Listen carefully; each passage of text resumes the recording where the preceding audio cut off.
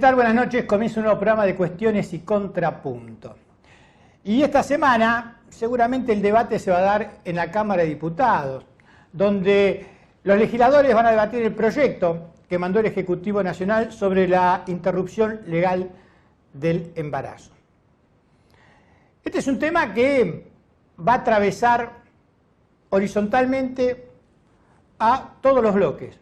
O sea, cada bloque va a tener gente, hombres y mujeres, que van a votar algunos a favor y otros en contra de esta ley, salvo el bloque de la izquierda, que son 2 diputados, que ellos tienen decidido votar esta ley, y aparte el tema del aborto está dentro de su plataforma. Bueno, mucha discusión ha generado esto. Algunos dicen que no es el momento. Para los que dicen que no es el momento, nunca es el momento. Esto es así también. Hay otros que desde el justicialismo dicen cómo el peronismo va a impulsar esta ley, ¿no? Habida cuenta que el peronismo es profundamente cristiano, algunos dicen que hasta que Evita, que Perón estaban en contra del aborto, qué sé yo. Bueno, la cuestión que Alberto, esto lo decía en campaña, que él iba a impulsar la ley del aborto. Es más, el 1 de marzo, en el Congreso, dijo que él iba a mandar este año la ley de la interrupción legal del embarazo. No lo hizo antes porque, bueno, tuvo la pandemia. Así que a nadie debe llamar la atención que el Ejecutivo mande esta ley. ¿Por qué lo hace ahora? Eso es otra cuestión. Creo que lo hace ahora porque cree que es el momento indicado de hacerlo. Porque hace 2 o 3 meses estábamos con un dólar volátil, con mucho más problemas, y dijo, bueno, por ahí este es el momento, cumplo con mi palabra, y creo que políticamente es el momento de hacerlo. Seguramente va a pasar en diputados esta ley, este proyecto de ley, sin ningún problema. Y en senadores se va a complicar. Pero me parece que, a diferencia con lo que ocurrió hace 2 años, esta vez la ley se va a sancionar. ¿Por qué digo esto? Porque por un lado, hace 2 años, tanto Macri como Michetti, que era vicepresidente de la Nación, y la que comandaba el Senado, estaban en contra de la aprobación de la ley de interrupción del embarazo. En cambio, este año, tanto Alberto Fernández como Cristina Fernández están a favor. Y esto va a ser, me parece a mí, o va a decantar con que la ley se va a sancionar. Y por otro lado, recuerden ustedes que hace 2 años, la marea verde, los pañuelos verdes, los que estaban a favor de esta ley, se manifestaban no solo en las calles, sino en todos los canales. Este tema, que era un tema tabú, se pasó a hablar en la mesa familiar. Digamos, lograron imponer, no la ley, pero sí el debate. Y los pañuelos celestes recién salieron con toda la calle después que se había sancionado la mitad de la ley en diputados. Cuando fue para tratarse en senadores, fue que ahí sí salieron desde todos lados, sobre todo en el interior del país, ¿no es cierto?, grupos o más conservadores o más pegados a la iglesia. Y ahí sí se hicieron presentes muy fuertemente. Este año, sin embargo, observen ustedes que la marea verde se hizo notar muy poco, como diciendo, ya esta discusión la dimos hace 2 años. Ahora hay que dejar que esto fluya. Mientras que los pañuelos celestes no. A tal punto que hicieron escraches, por ejemplo, en la Ciudad Autónoma a Facundo Suárez Lastra, o en la provincia de Entre Ríos a una diputada, que fueron a la casa del padre, a la panadería en realidad, al local del padre que era panadero, a escracharla. O sea, que hoy vemos que los que están en contra están mucho más activos. ¿Por qué? Porque en realidad ven que parecería ser que la ley se va a terminar aprobando. Vamos a ver también el jueves en una sesión maratónica, creo que la ley se va a terminar aprobando el viernes por la mañana, ¿no? Porque se calcula que va a ser 30 horas de debate. Y vamos a ver que los pañuelos verdes van a estar sobre la avenida Rivadavia, los pañuelos celestes van a estar sobre Irigoyen, se va a expresar cada uno con sus consignas, va a haber una valla de por medio, no creo que haya ningún problema, como no lo hubo hace 2 años. Más allá de que, repito, es un debate que en realidad divide a nuestra sociedad. Yo solo voy a decir una cosa. Creo que objeciones de conciencia podemos tener los hombres y las mujeres, no las instituciones. Las instituciones no tienen conciencia. Conciencia tienen los hombres y las mujeres. Entonces, si esta ley se aprueba, espero que ningún hospital, ninguna sala, que nadie se atreva a oponerse a la interrupción de un embarazo alegando una cuestión de conciencia. O sea, el médico que no quiere hacerla está bien. La institución tiene que poner entonces en su defecto al médico que la quiera hacer, o al profesional que lo quiera hacer. Entonces, esto de ley de objeción de conciencia es para los seres humanos, no para las instituciones.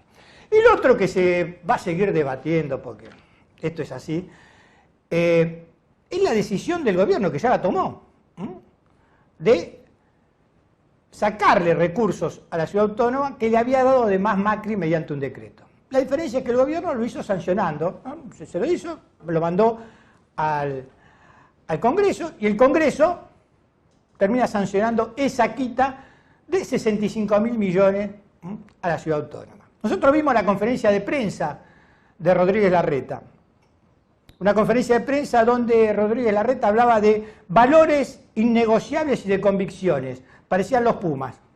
¿Se acuerdan de los valores? Bueno, hablaba de los valores Rodríguez Larreta.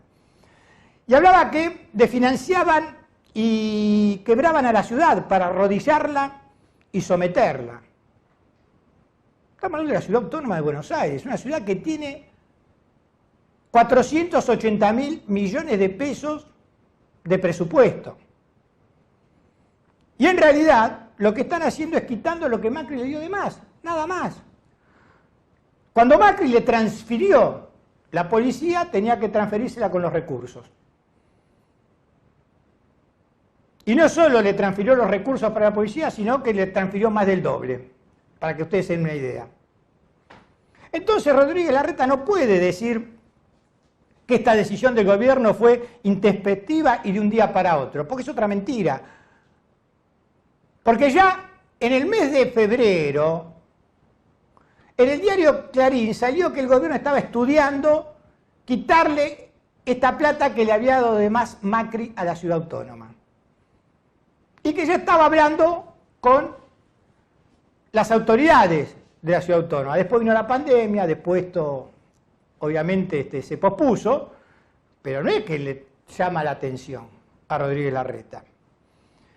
Y fíjense que también dijo que esto atropellaba a las instituciones. O sea, Macri le da la plata por decreto, Alberto se la quita por medio de una ley, y parece que lo que sancionan los diputados es atropellar las instituciones. La verdad que es una locura lo que estaba diciendo Rodríguez Larreta. Y también dijo, entre otras cosas, que este dinero era el 88% del presupuesto de salud, cosa que es cierto. 11 meses de los sueldos docentes, cosa que también es cierta. Que se podían construir 217 escuelas, cosa que también es cierta. Y que podían también construirse 10.000 viviendas, cosa que también es cierta. Ahora, con esta plata que tuvo de más todos estos años, ¿construyó eso Rodríguez Larreta? Porque esta plata la tuvo de más. Estos 65.000 millones de pesos también lo tuvo en el 2019, durante el 2020. ¿Construyó, hizo eso? No. Entonces es mentira que desfinancian a la provincia y que con eso la provincia no va a poder pagar los sueldos. No, mentira. Sí que va a tener menos plata, eso es cierto. Por ahí para gastar, qué sé yo, en algunas cuestiones que para ello es primordial. Siempre decimos lo siguiente. A ver, para Juntos por el Cambio, el Estado es el espacio público. La plaza, el metrobús, la luz LED, el florerito. Esa es la idea que tiene Juntos por el Cambio del Estado. Si pasamos a salud, educación, seguridad, ahí ya no, ahí ya cambia. Por más que ellos hablen de seguridad, por más que ellos hablen de educación y por más que ellos hablen de salud. Porque el desfinanciamiento es brutal. A tal punto que en el presupuesto del año que viene vuelve a desfinanciarse en salud y vuelve a desfinanciarse en educación. Porque esto tiene que ver con la visión que tienen ellos. Aquel que tiene la desgracia de caer en educación pública.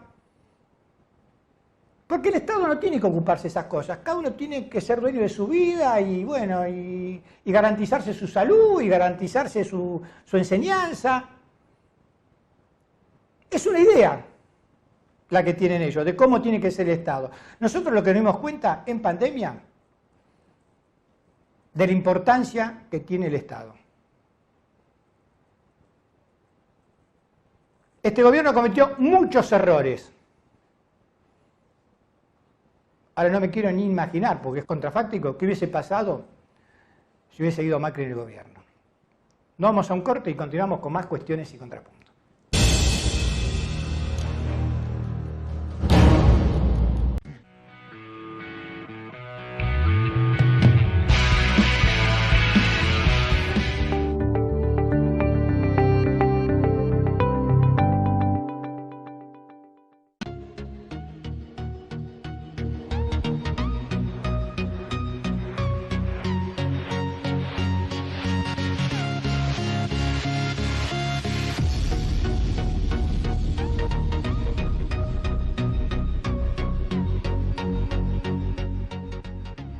Nuestro municipio tiene muchos espacios para disfrutar. Por eso lanzamos Disfruta Morón, una aplicación muy simple en la que vas a poder saber en tiempo real y antes de llegar cuánta gente hay en cualquier plaza de la comuna.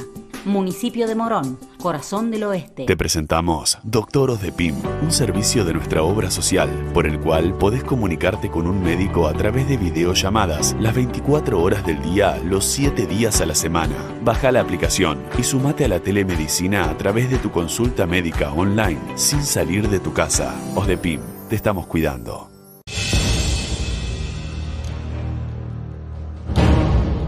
Bueno, y continuamos aquí en Cuestiones y Contrapuntos y estamos con el diputado nacional, Miguel Base. Gracias por tu tiempo, Miguel. No, al contrario, gracias a vos. Bueno, has sido diputado nacional por la oposición, después lo seguiste, pero ya por el oficialismo, ahora volvés a ser por la oposición. Me parece a mí, o da más luces ser diputado por la oposición en cuanto a la libertad de poder expresar todo lo que uno piensa, que estando en el gobierno.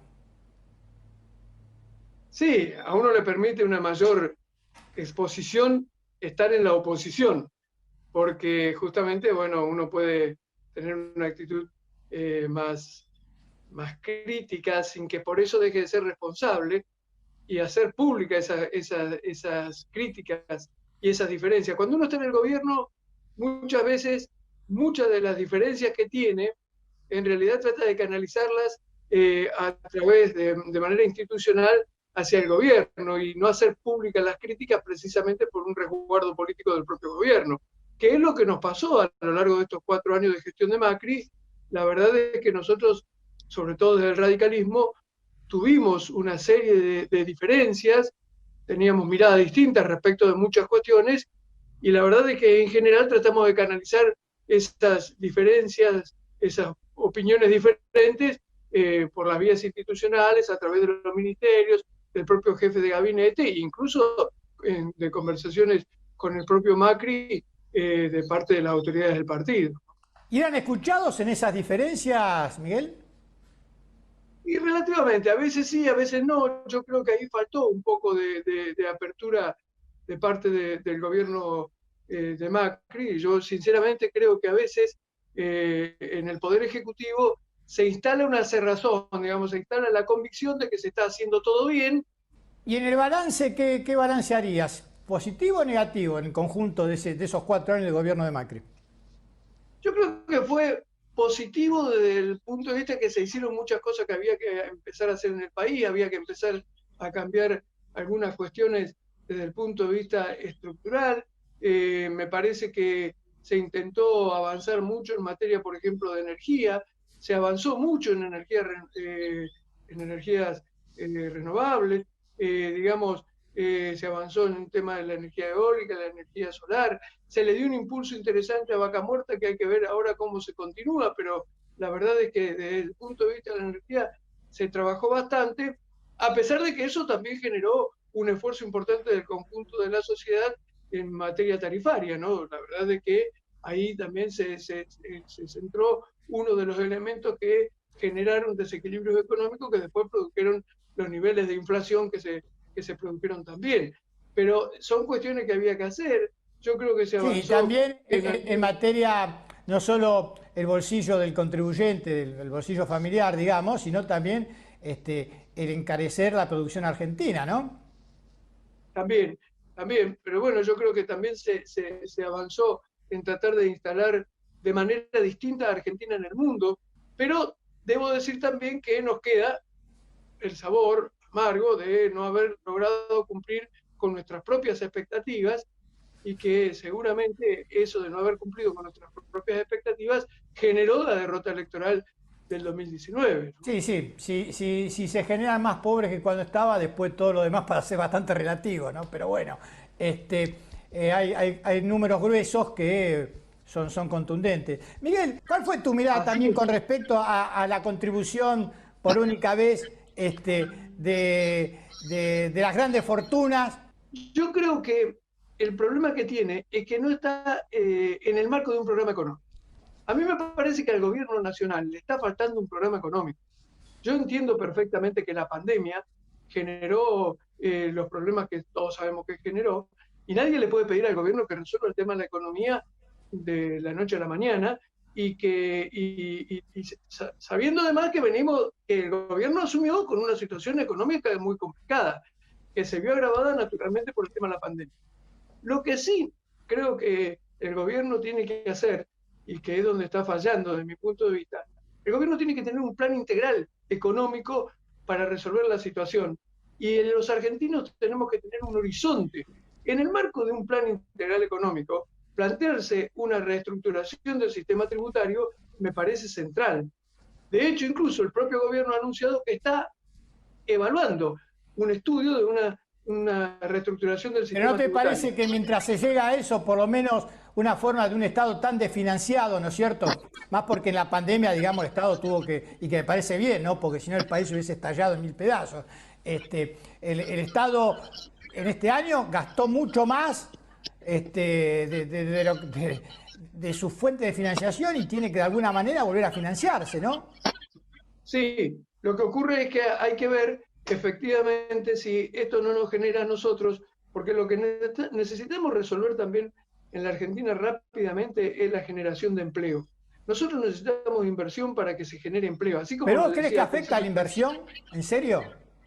Porque estamos hablando de bienes, digamos, no productivos, sino de bienes personales, digamos, y que sí, lamentablemente, la mayoría de esos bienes que se producen en el país terminan afuera. O sea, la ganan acá, pero se la llevan afuera.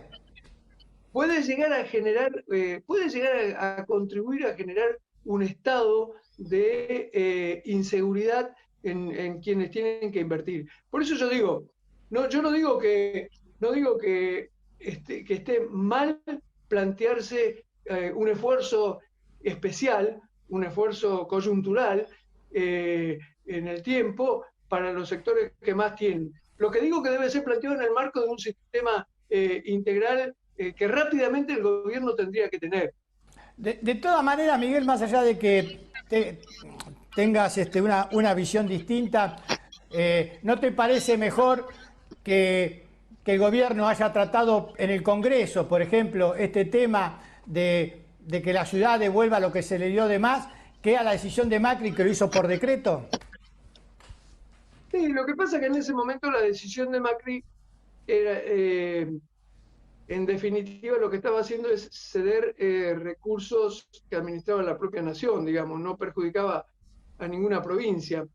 A mí me parece, sinceramente, que más allá de cómo se haya hecho esto, lo que yo creo es que el recorte que se le hizo a la ciudad, yo no sé si hubo un exceso en la decisión de transferir tantos recursos de Macri al gobierno de la ciudad. Hubo, Miguel, hubo, porque están los datos. Vos sabés que hubo un punto y algo más, digamos. Se tenía que darle de 1,40 llevárselo a casi 2.50 y se le dio 2.75, después se bajó a 2.56, pero a 3.75, se bajó a 3.56 y hay un punto y pico de más, en realidad hubo eso. Ahora lo que me parece que hay una reducción excesiva, que incluso pone a la ciudad en una situación complicada, porque naturalmente la ciudad contaba con esos recursos. Por eso digo, me parece que todas estas cosas deben ser tratadas de manera tal de encontrar acuerdos que nos permitan a todos ir avanzando, digamos, porque lo peor que nos podría pasar en una situación como la que estamos viviendo los argentinos es generar demasiadas tensiones, ya sea dentro del gobierno o entre el gobierno nacional y los gobiernos provinciales o el gobierno de la ciudad en este caso. Me parece que cualquier tipo de tensión hoy es malo para la Argentina. Yo creo que nosotros necesitamos estabilizar rápidamente el país, generar condiciones de acuerdo, de la búsqueda de acuerdo, digamos, y desde ahí ir promoviendo la inversión, promoviendo la reactivación económica, entre todo con pautas más o menos serias, acordadas entre todos, ¿no? Miguel, gracias por tu tiempo, ¿eh? No, gracias a vos, un gran abrazo. Gracias. Bueno, y pasó por las cámaras de cuestiones y contrapuntos el diputado nacional, Miguel Base. Ahora nos vamos a un corte y enseguida continuamos con el programa.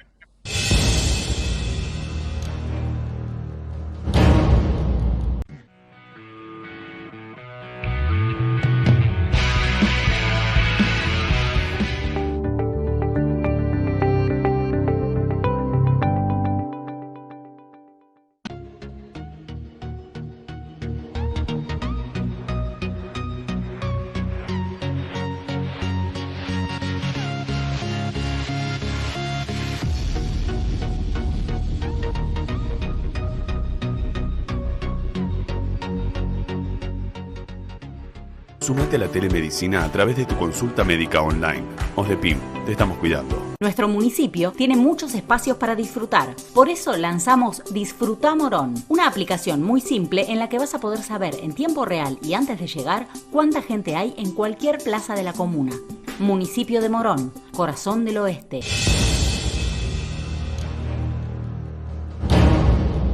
Estamos aquí en Cuestiones y Contrapuntos y estamos con nuestro invitado de hoy en el estudio, con Roberto, para todos conocido como Coco Zurra. Gracias por estar acá. Coco. No, gracias por invitarme. Bueno, muchos te conocen como hombre del peronismo, dirigente del peronismo, has ocupado incluso funciones dentro del esquema municipal, ¿no? Acá en 3 de febrero. Y algunos también conocen tus veleidades de escritor. También sos docente. Has escrito un poema, un libro que es unos poemas que es Poemas de la Militancia. Me parece que está bien, porque si es poemas a la militancia es como que te pusieses haciendo un poema hacia otra cosa. En realidad vos sos un militante, entonces es un poema de la militancia. Nace de la militancia ese poema. ¿Qué es lo que te llevó a vos a escribir y a escribir poemas? Mira, yo escribo poesía desde que soy adolescente, ¿no? Siempre escribí. Mi primer libro es un libro de poemas, El último poeta se llama precisamente. Después escribí 10, 12 libros más. Y este libro es un libro que nació recopilando algunos poemas que ya tenía escritos, algunos publicados, y revisando, precisamente ahora en la cuarentena, revisando algunos videos de viejos trabajos míos.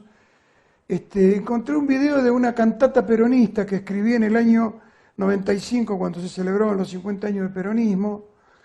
Y ahí encontré un poema que se llama Romance de la Militancia, que decía una parejita, ¿no? Que hablaba de los militantes. Entonces, eso me llevó a completar ese romance, a completar otros poemas que tenía ya iniciados, surgieron nuevos temas, y bueno, dio para un libro y me gustó la idea, y así nació, y bueno, estamos próximos a presentarlo. Uno tiene la idea de que militante es aquel que milita una idea política, pero es un concepto más amplio el de militante, ¿no? Mi libro se llama Poemas de la Militancia, un canto al peronismo. O sea, que yo hablo de la militancia peronista. Y el militante peronista yo lo veo como el héroe, ¿no? Sigue siendo el héroe. Aquel que cuando hay que organizar un comedor, cuando hay una inundación y hay que asistir a los a los afectados, cuando hay alguna tragedia o hay alguna inminencia que cubrir, corren eso que los radicales llamaban en la década infame los punteros, que los punteros eran otra cosa.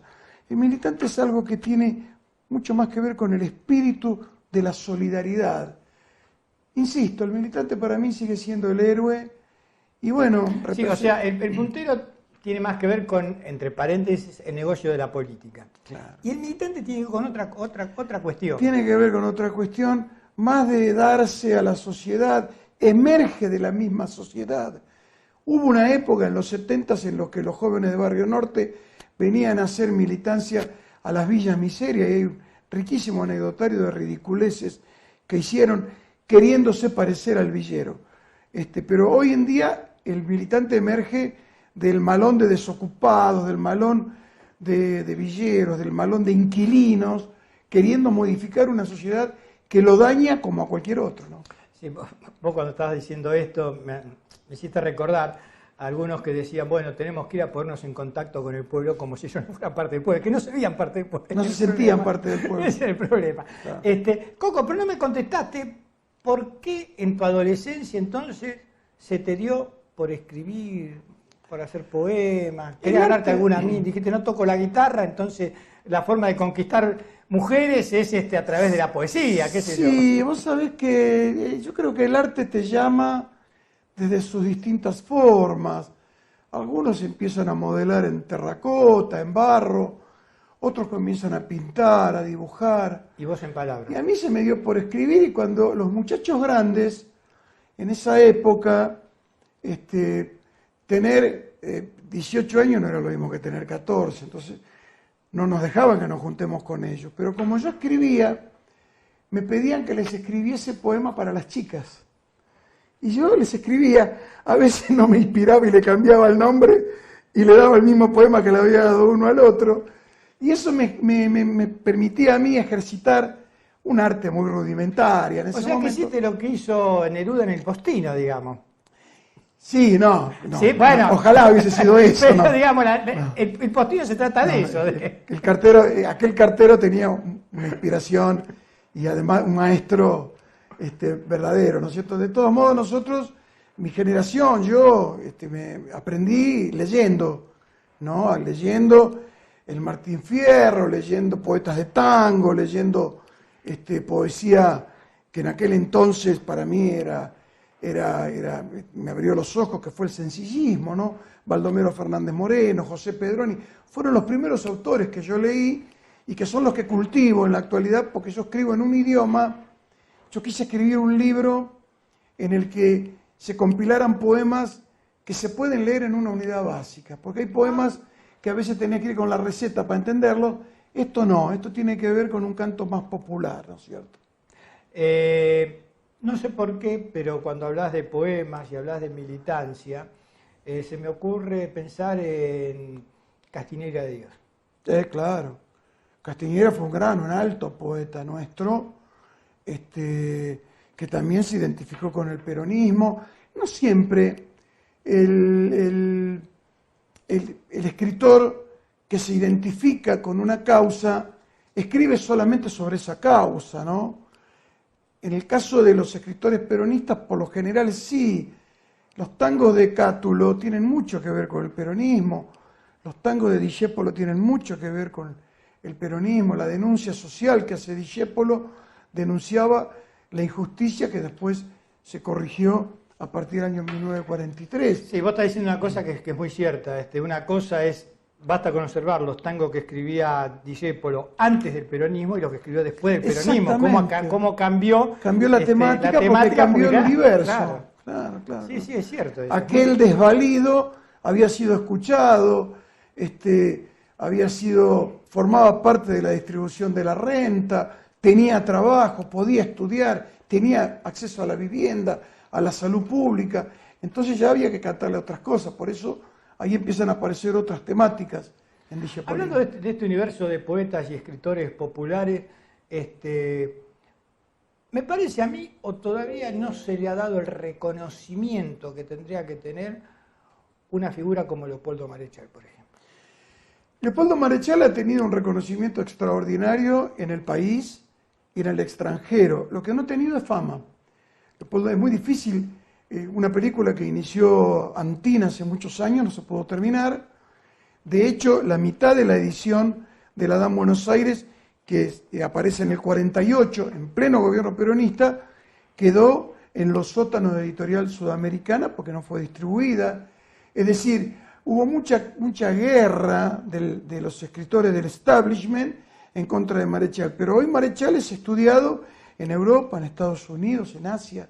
Marechal es un hombre que tiene muchísimo prestigio, aunque no tenga popularidad, aunque no sea famoso. Sí, sí, porque digamos, uno tiene fama, digamos, fama es Borges. No porque Borges no se la merezca esa fama, pero Claro. digo, te habla de Borges aquel que nunca leyó a Borges y sabe quién es Borges. Digamos. Sabe quién es Borges. Ese es el tema, Exacto. digamos. De Marechal tenés que haberlo leído para hablar de Marechal. Es muy Exactamente. raro que alguien te hable de Marechal si no lo leyó. Sí, yo tengo la suerte, la bendición de que este libro me lo prologa una de las más profundas estudiosas de la obra de los autores latinoamericanos, ¿no? De Alejo Carpentier, de Leopoldo Marechal, de Ernesto Sábato, de Julio Cortázar, como es Graciela Maturo. Ya cuando mi libro yo había decidido no publicarlo, ella me lo pidió y fue ella la que me impulsó a hacerlo, diciéndome que era un libro que valía la pena vivir. Y ella lo dice en el prólogo, un libro que no merece ser escrito es un libro inmoral. Este libro merece ser escrito y además Zurra aborda el lenguaje popular y a mí me devolvió la vida. Graciela, que tiene 93 años y sigue poniéndose la camiseta, sigue queriendo salir al combatir por sus ideas, siendo que a veces no puede caminar porque se fracturó una cadera y todo, pero bueno. Hay quien dice que el libro te pertenece hasta el momento en que sale. Ya cuando sale ya no te pertenece más el libro. Eso sería extraordinario, ¿no? Deja que tus coplas vayan al pueblo a parar aunque dejen de ser tuyas para ser de los demás, decía Antonio Machado. Y ojalá ocurra que algún día yo entre a una escuela o escuche que en algún lado se recita un poema mío sin saber que es mío, ¿no? Eso sería extraordinario, pero bueno, eso lo logran los grandes. Mi vocación es una vocación de poeta pyme, mis libros tienen vocación de pyme, no tienen vocación de grandeza, pero bueno, ojalá ocurra que algún día pase eso, ¿no? Pero este libro, por ejemplo, Poemas de la Militancia, lo vas a presentar en un lugar icónico. Sí, ese es otro regalo de la vida, presentar un libro a la edad que tengo, un libro sobre la militancia, que le canta a la militancia en el Salón Felipe Vallese de la CGT, en la calle Sopardo, es para mí, me decía el otro día un amigo cantante, Carlito Joffre, que es como si a él lo hubiesen invitado a cantar y de telonero lo hubiese tenido a Sinatra. Dice, presentar para vos un libro en la CGT. Y bueno, para mí es extraordinario, aunque por las cuestiones de la pandemia solamente pueden entrar 100 personas en el salón ese que tiene capacidad para más de 300. Esto va a ser el próximo lunes, ¿no? Esto va a ser el lunes 14 de diciembre de 2020 a las 17:30 horas ahí en la CGT. Y bueno, para mí va a hablar el padre Pepe, va a hablar Fabián D'Antonio, que es el editor, y va a hablar alguien en representación de la CGT. Así que para mí es una cosa extraordinaria y un premio que espero merecer, espero que mi libro haga méritos como para merecerlo. Los artistas suelen ver cosas que uno por ahí no las ve, o suelen captar detalles o cuestiones que uno les pasa por encima. ¿Qué despertó en vos este año, con pandemia, con reclusión, distinto en la vida de cada uno de nosotros? Mira, yo logré encontrarme, pude charlar mucho con mi hija. Yo tengo una hija con síndrome de Down con la que hablaba poco, porque ella es de poco hablar, pero nos vimos forzados a hablar y empezamos a hablar. Yo orienté la conversación hacia las cosas que a ella le gustaban y pudimos conversar mucho, conocernos a fondo. Con mi señora logramos entender un montón de cosas que no habíamos entendido. Descubrí rincones de mi casa, descubrí cosas y me volqué mucho a la literatura. Me parece que Una cosa es estar solo y otra cosa es la soledad. Creo que la pandemia nos obligó a reflexionar en nosotros mismos, a estar encerrados, a pasar un primer momento de susto, ¿cómo será esto? Y después nos fuimos dando cuenta que no era tan grave y que el ser humano, por algo es el rey de la creación, sigue dominando la vida y se va a seguir imponiendo incluso por sobre aquellos asesinos del planeta que quedaron expuestos en esta pandemia cuando las fieras o los animales comenzaron a ocupar espacios en las ciudades, que eso fue una novedad que uno vio por televisión, ¿no es cierto? Que es fácil, el riachuelo empezó a tener peces. La naturaleza enseguida se impone, la naturaleza se impone. ¿Cómo? La naturaleza se recrea enseguida, por eso digo, no es tan difícil. Coco, gracias por haber estado acá. No, gracias por invitarme, Carlos, y te felicito por el programa. Bueno, y pasó por nuestro programa Roberto Coco Zurra, militante, hombre del peronismo, escritor, poeta, también docente. Vamos a un corte y continuamos con el programa.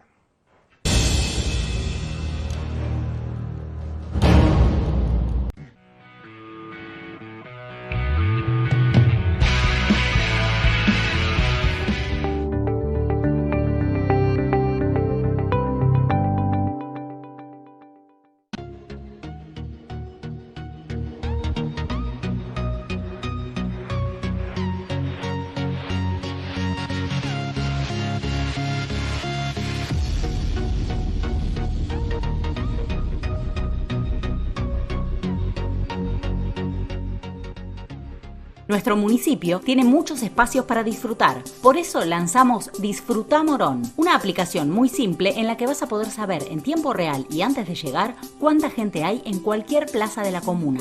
Municipio de Morón, corazón del oeste. Te presentamos Doctoros de PIM, un servicio de nuestra obra social, por el cual podés comunicarte con un médico a través de videollamadas las 24 horas del día, los 7 días a la semana. Baja la aplicación y sumate a la telemedicina a través de tu consulta médica online, sin salir de tu casa. OSDEPIM, te estamos cuidando.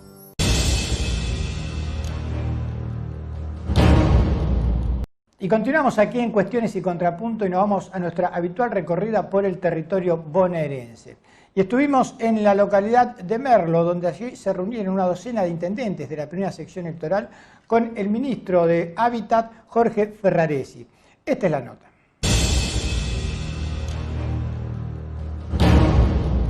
Explicitarle en qué venimos trabajando desde el Ministerio y en esa explicitación es clave el desarrollo territorial y la acción que van a tener los intendentes.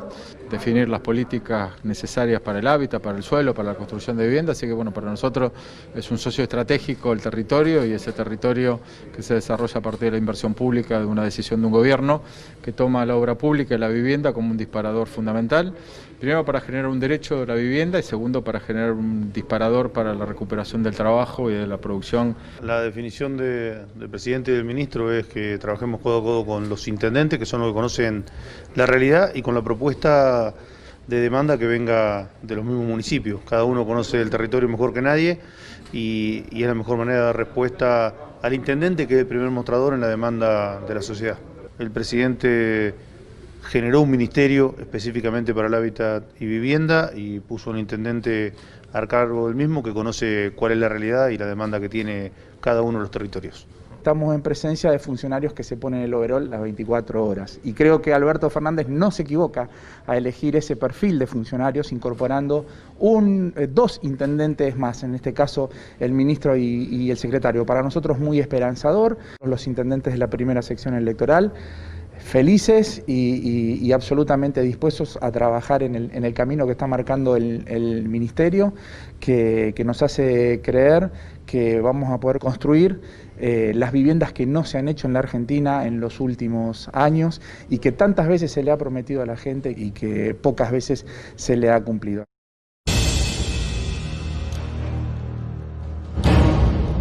Y de la localidad de Merlo nos vamos a la localidad de Morón, donde allí se entregaron nuevos patrulleros a la policía bonaerense. Esta es la nota que le hicimos al intendente Lucas Gui y al secretario de Seguridad Ciudadana Gustavo Yapura.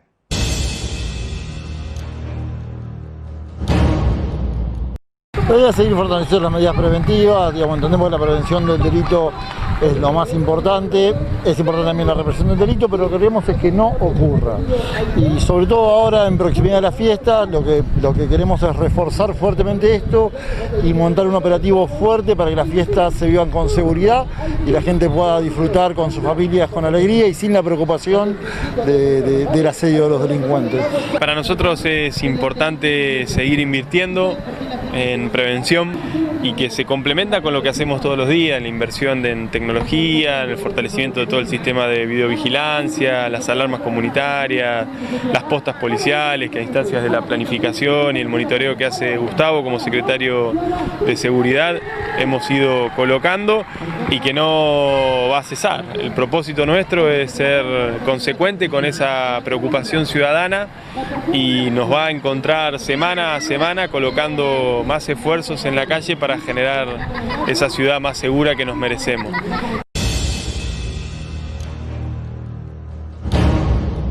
Y del municipio de Morón nos vamos al municipio de Hurlingham, donde ahí el intendente Juan Zabaleta participó de la firma de un convenio entre el ministro de Desarrollo de la Nación, Daniel Arroyo, y el obispo de Morón, Jorge Vázquez.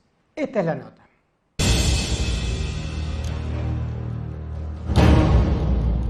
Un convenio muy importante que firmamos junto al obispo, que abarca a todo el obispado de Morón, es decir, al municipio de Hurlingham, al municipio de Morón y al municipio de Ituzaingó, que estamos trabajando en conjunto con los 3 intendentes.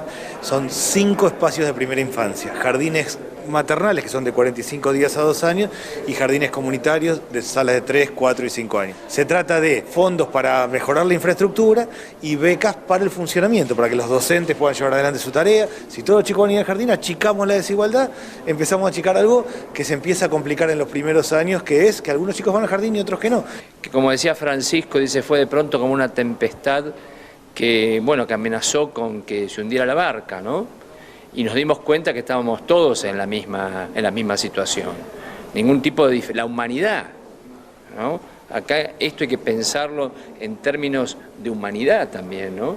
Pero en este tema de la primera infancia coincido plenamente con lo que dice Daniel, que es donde hay que atacar el problema, ¿no? Para no tener otra generación excluida. Hay que ponerse a trabajar juntos. Con la expectativa de que estos espacios de primera infancia también permitan que aquel papá, que aquella mamá que puedan conseguir trabajo, puedan tener un lugar donde dejar sus hijos, ¿no? Ese es un objetivo que nosotros tenemos muy en claro porque apostamos al crecimiento de la Argentina, apostamos a que el gran ordenador de la sociedad en el mundo es el trabajo, ¿no? Y que la única economía que también en el mundo sirve es la que genera trabajo, ¿no? Y también agradecer la articulación en estos meses tan difíciles, ¿no? Con nuestros curas de barrio, en el caso de Hurlingham, en el cuidado de la salud de nuestra gente y fundamentalmente en el cuidado de la salud de nuestras abuelas y abuelos, ¿no? Que dio resultado y que siempre dijimos, ¿no? Que no le iba a faltar ni respirador, que no le iba a faltar cámara de terapia intensiva en ningún lugar del conurbano bonaerense. Esperamos con mucha expectativa el 2021 y junto al obispo en nuestra iglesia también, la esperanza y la solidaridad como bandera para lo que viene en la Argentina.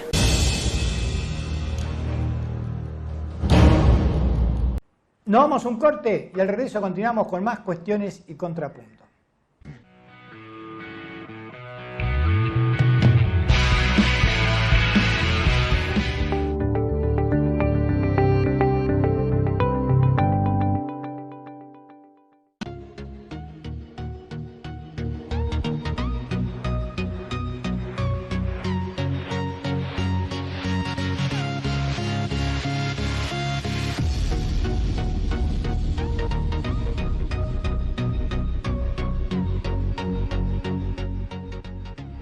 Nuestro municipio tiene muchos espacios para disfrutar. Por eso lanzamos Disfruta Morón, una aplicación muy simple en la que vas a poder saber en tiempo real y antes de llegar cuánta gente hay en cualquier plaza de la comuna. Municipio de Morón, corazón del oeste. Te presentamos Doctoros de PIM, un servicio de nuestra obra social, por el cual podés comunicarte con un médico a través de videollamadas las 24 horas del día, los 7 días a la semana. Baja la aplicación y sumate a la telemedicina a través de tu consulta médica online, sin salir de tu casa. OSDEPIM, te estamos cuidando.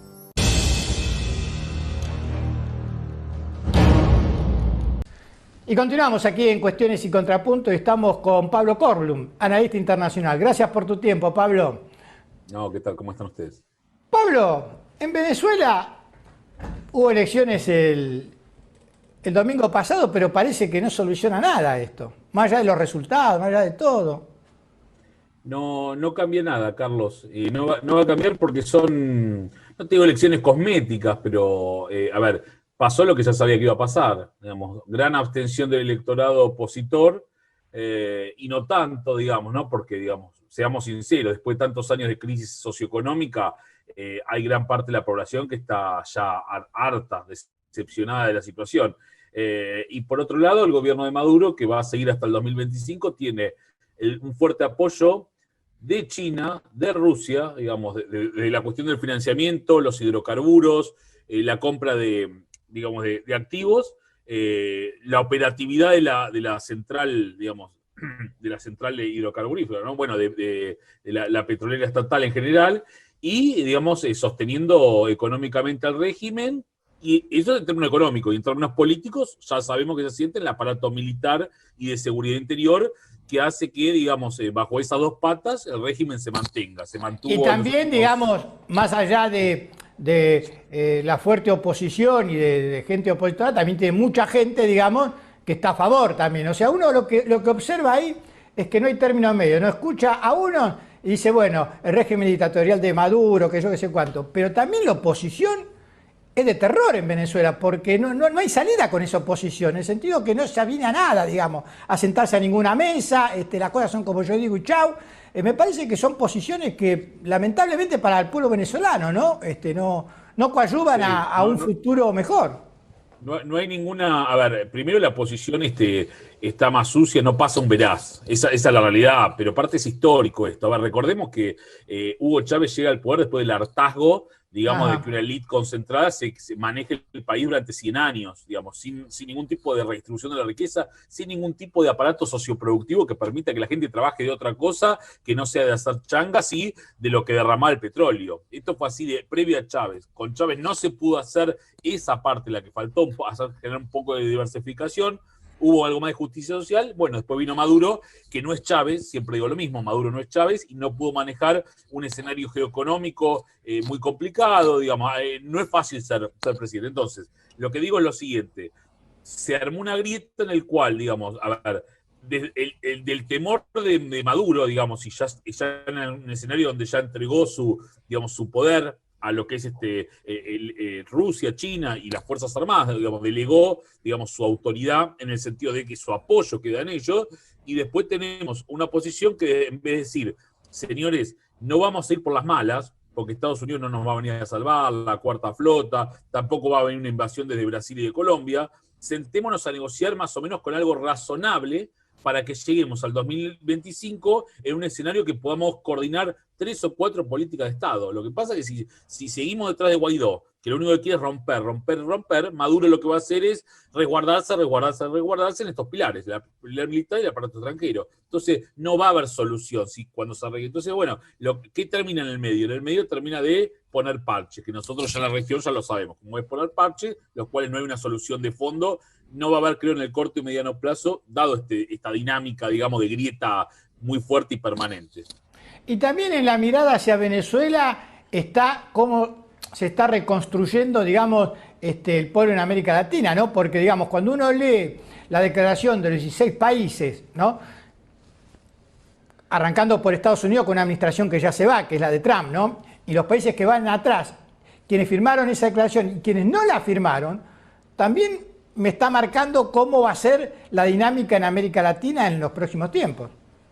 Tal cual, mirá, lo que diga Estados Unidos con los países que lo avalan, que son los de siempre, los que dependen de Estados Unidos y demás, bueno, ahora está Bolsonaro en Brasil, no va a cambiar nada, digamos, ¿no? Porque Venezuela mira eso y dijo, bueno, bien, gracias. Digamos, yo tengo el apoyo de China, de Rusia, y tengo países en la región que están intentando hacer un polo alternativo, los cuales me generan un ni, y ese ni que no es de apoyo, pero tampoco es una discursiva agresiva, como decía el grupo de Lehman, ¿qué es lo que hace? Dice, bueno, yo lo puedo interpretar como un cierto apoyo tácito. Entonces, lo que diga Estados Unidos y sus 16 países no va a cambiar nada, menos aún ahora que Trump se va, y lo cual cuando entra Biden, en el mes que viene, va a decir, miren, tenemos tantos problemas del mundo con China, Medio Oriente, las guerras y demás, digamos, mientras esta región se mantenga cierto status quo de estabilidad y podemos, por lo menos en el corto plazo, dialogar, y no mucho más de ello, porque lo primero que va a hacer un demócrata no va a ser meterse y entrar a la guerra por Venezuela. Imaginémonos eso. Entonces, digo, me parece que de acá en el corto plazo, por lo menos, la situación no va a cambiar, el status quo va a seguir, y vamos a ver si después de la post-pandemia encontramos digamos, este grupo anti-Grupo Lima o anti-ALCA o nuevo grupo progresista de América Latina, que lo pueden conformar Argentina, México, Bolivia, a ver si pueden generar un escenario, digamos, no un ALBA, pero sí algo más o menos progresista, coherente y racional a la hora de discutir el tema Venezuela y otros temas que van a surgir en la región. Sí, yo no sé si esto es bueno o malo, pero también Biden es más conocedor de América Latina que lo que es Trump, ¿no? Sí, bueno, nada, a ver, Biden está, va a estar más preocupado en cómo se delimiten las cuestiones domésticas. Porque acordate que venimos de un año o un par de años en América Latina, en el cual, acordate lo que pasó en Bolivia, hace un año hubo un golpe de Estado, acordate la revuelta de Chile, Venezuela ni que hablar, pero Ecuador, Perú cambiando presidentes cada 2 días, o sea, están con un ojo pensando en Venezuela, pero el otro ojo diciendo, guarda que no se nos desbande la región, porque encima lo que estamos viendo es que nosotros como doctrina Monroe, como policías de la región, como los padres de América Latina, lo que estamos haciendo es, hubo cierta negligencia nuestra, no hicimos nada, y los que vienen atrás, que son los rusos y los chinos, están con una diplomacia económica y no política. O sea, dejan hacer, dan ciertas declaraciones, pero siguen penetrando el tema del 5G, el tema de los recursos estratégicos. Entonces dice, ¿cómo es la cuestión? Entonces, terminemos con lo que hubo hasta ahora, que no nos sirvió para nada, hagamos algún tipo de buffer o contención, por lo menos económica y productiva, y después vemos a lo político. Porque si no, lo que está pasando es que Estados Unidos ha perdido influencia en la región en los últimos años, pero claramente, yo diría a lo largo de este siglo. Hablando del futuro de esta región, Pablo, en febrero hay una elección clave en Ecuador, ¿no? Febrero hay elecciones en Ecuador. Yo creo que, digamos, a ver, esto pasa, está la antinomia, ¿no?